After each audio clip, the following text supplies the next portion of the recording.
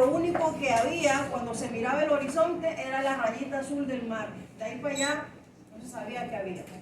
Ahí fue cuando salió lo de la tierra que es redonda. Entonces comienza exactamente a investigar, ajá, y qué tal si hay más para allá, y qué tal si pasa esto. Entonces aparecen personas muy interesantes como Galileo, como Copérnico, que hacen unas investigaciones que dan origen a muchas cosas. Dentro de las cosas importantes que se dan origen, partiendo de ese periodo para acá, es la imprenta del señor Gutenberg, ¿verdad? Y la imprenta genera una revolución intelectual. ¿Por qué? Hasta un momento les acabo de decir que lo único que sabían leer y escribir eran los frailes y los feudales, ¿verdad? Entonces la revolución intelectual con la imprenta, que por cierto lo primero que se imprimió fue la Biblia. Lo primero que se imprimió en la imprenta de Gutenberg fue la Biblia. Una pregunta, pero ¿cuál fue? A nosotros nos comentaron que primero los que primero integraron la imprenta fueron los asiáticos. Esa imprenta, no. Tuvieron la imprenta. ¿Ah? Tuvieron la imprenta. Los chinos idearon la, ¿cómo se llama eso? Son unas cositas de, ¿cómo se llama? Con lo que hacen los ladrillos. Y ahí ellos tenían su carácter y hacían eso. Pero este señor tecnifica el asunto y lo primero que se imprime, un libro impreso, se llamó la Biblia. ¿Okay? Pero es una pregunta que dice allá lo último. Protestantes cristianos. Ok, entonces, impresa la Biblia, entonces ya la Biblia ya sale del poder único y exclusivo de la Iglesia Católica. ¿Ya? ¿Qué se desbarata entonces con eso? Un montón de cosas que se habían creado en aquel tiempo. Por ejemplo, si las indulgencias, si tú pagas tanto y se salva el alma de tu doliente, de tu fallecido, y si pagas tanto, apenas va por primer nivel del infierno. Tienes que pagar más para que llegue al cielo. ¿Cuánto has pagado? No, ya no has pagado suficiente. Entonces, cuando ya pagues esto, entonces ya llegará al cielo. Esas cosas se derrumban, las indulgencias y otras cositas se derrumban, porque ya la gente comienza a pensar. Eso no, eso del, eso tiene que ver con lo del, que le ponen moneditas en los ojos. No, la indulgencia es algo que se inventó la Iglesia Católica para mantener No, pero el de poder otra económico. religión, por ejemplo, un profesor nos comentó que, ahora el de plática nos comentó que Los griegos, sí, Ah, se daban a sus pueblos con una moneda. para pagar Y el los pasaje. romanos. Ok, entonces, seguimos por acá. Cuando se crea la imprenta y se imprime la Biblia, aparece el personaje este que les había comentado. ¿Okay? Entonces, Martín Lutero era un fraile de los de esta época que comenzó entonces a indagar y a leer, leyó y se dio cuenta que las cosas no eran como se las estaban pintando. Entonces, el poder de la iglesia comienza a salir de allí, de la Iglesia Católica, comienzan a aparecer otras expresiones a partir de lo que se leía ahora libremente en la Biblia. Entre esas, la parte de los protestantes. Entonces hay una revolución que intelectual. Hay una revolución militar porque finalmente la pólvora entra en circulación y pues si antes aquí las batallas de las cruzadas eran a espada, cuerpo a cuerpo, ahora ya con la pólvora pues se mata más gente más rápidamente y más efectivamente y en mayor cantidad. Con una sola bala de cañón había una tendereza de muertos, por lo tanto las guerras no duraban tanto tiempo. Revolución militar. La revolución económica y geográfica aparece con la invención de la brújula. Ya inventada la la gente comenzó a dejar de perderse en el mar y a perderle el miedo a navegar. Por lo tanto, ya sabían que más allá de la linecita azul que se veía en el mar, había otras tierras. ¿Okay? Entonces, digamos que estos tres inventos marcaron el paso a el Renacimiento. Vamos a mirar las diferencias rápidamente entre la mentalidad o el hombre del Renacimiento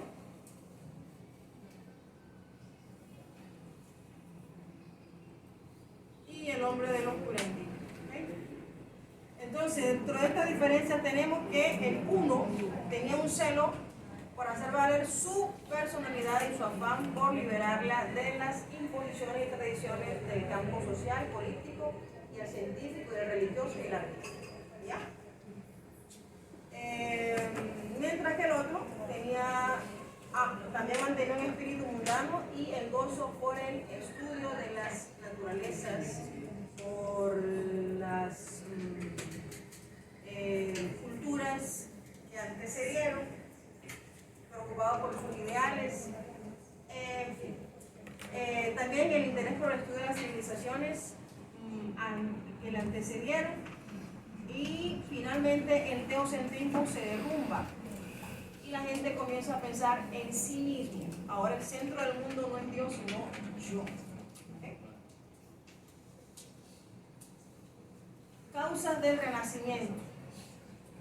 Claro, si ya la gente comenzó a leer, si ya la gente comenzó a navegar por allá otros espacios solos, si ya la gente tiene su arma en su bolsillo y se defiende solo de un trancazo al que sea, entonces quiere decir que hay un auge económico, social, político y religioso muy diferente y muy libre de lo que ocurría en el oscurantismo. Entonces trajo como consecuencia el desarrollo del comercio, de las ciudades, concentrando la atención en los hombres y no en Dios, en la vida, en el ser humano como tal. ¿Qué pasa? Que entonces ahora la gente no se preocupa por la salvación de su alma, sino que se preocupa por vivir, por su bienestar, ¿ya? Por el goce y el disfrute de sus bienes.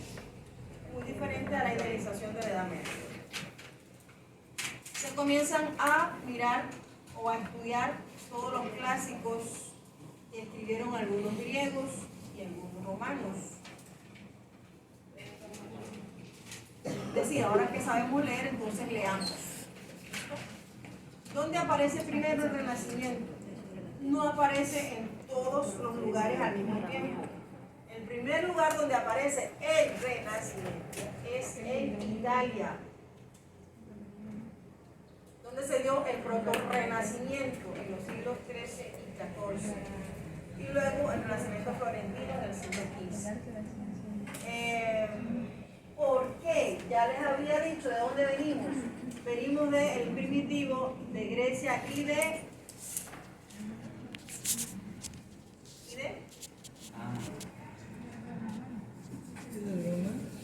venimos del hombre primitivo, luego pisamos Grecia y Roma. Por lo tanto, Italia es la capital de... Ok, por esta razón el Renacimiento aparece primero aquí, porque todo el legado greco-romano está en poder de Italia. ¿Ya?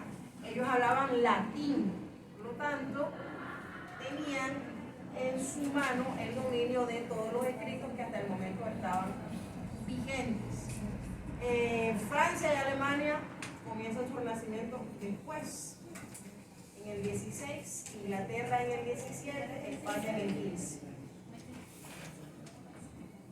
Listo. En relación al teatro, el teatro que se hacía en esta época oscurantista, por supuesto, tenía que estar regido por la Iglesia Católica, y todo lo que se representaban eran misterios,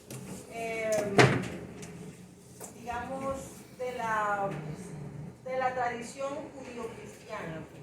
¿Ya?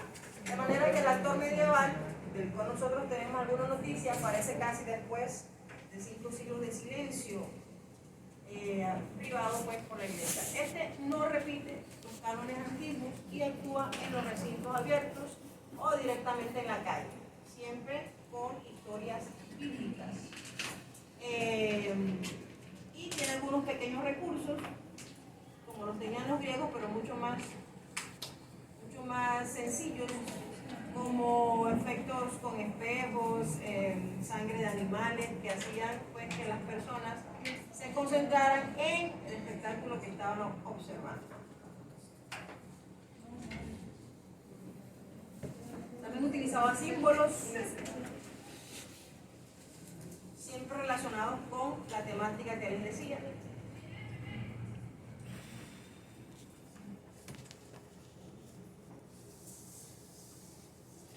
Bueno, entonces, si este actor medieval estaba todavía ligado a esta estructura que les había mencionado, ocurre todo lo contrario con el actor del Renacimiento. Lo mismo que ocurriría si ustedes tuvieran un perrito en su casa que siempre está en el patio, amarrado o libre, pero siempre está en el patio. El día que usted lo lleva a la playa o a una finca, ¿qué pasa con ese perro? Se va corriendo. Se pierde. El mío se pierde. ¿Es cierto? Se vuelven locos corriendo por ahí. Bueno, algo así similar es lo que pasó con la gente después de que salió de ese periodo y entró al Renacimiento. ¿Ya? Entonces el teatro del Renacimiento se convirtió la actuación en algo profesional, comenzaron a vivir del teatro. ¿De qué manera? No vendían boletas, pero sí pasaban el sombrero e iban de pueblo en pueblo haciendo sus espectáculos. Todavía no habían escuelas de teatro ni de actuación, pero a pesar de que eran principiantes o aficionados más bien, sin embargo su dedicación al trabajo era muy profesional. Entonces por eso se dice que el actor del Renacimiento comienza a ser profesional.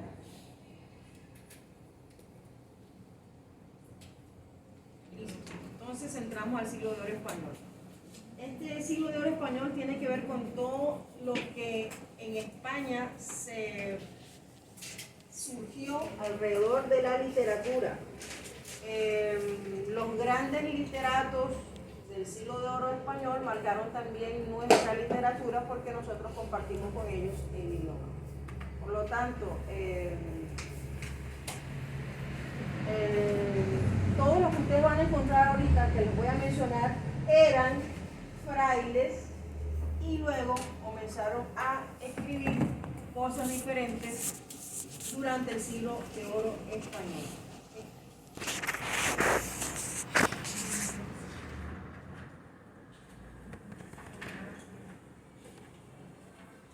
Listo, aquí se comienza a escribir en verso. Si leyéramos de pronto una obra de este tiempo, aunque esté escrita en español, para nosotros sería muy complicado entenderlo, porque el español de esa época no lo utilizamos nosotros ahora, ¿okay? Así que menos nosotros los costeños. Entonces, para leer una obra escrita de esa época, toca un filólogo que nos ayude a interpretarla. Repito, están escritas en español, están escritas en verso, pero nosotros no la entenderíamos ni a la primera ni a la segunda lectura. Tendríamos que buscar o un diccionario o alguien que entienda de esto, que sería un filólogo, para poder entender lo que ellos estaban diciendo. Sin embargo, este verso rico en poesía hizo posible el teatro del siglo de oro español, donde aparecen unos personajes muy interesantes y unos movimientos como la novela picaresca, la poesía ascética y mística, la sátira y la comedia, que hasta el momento allá no se podía representar, pero durante el Renacimiento sí se pudo. ¿Okay? Bueno,